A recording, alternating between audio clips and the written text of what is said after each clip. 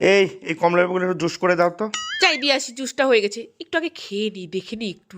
ইস, খেতে তো heavy tasty লাগছে। আরে বাস, ওই যা, এই মায়া তো তাড়াতাড়ি শেষ হয়ে গেল।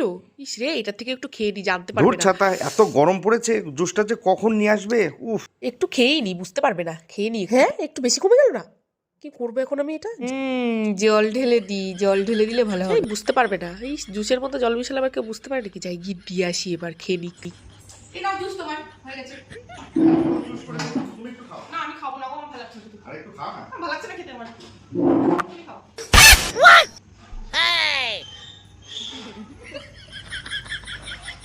কেমন কেমন স্বাদ লাগছে জুসে, মনে হচ্ছে জল জল।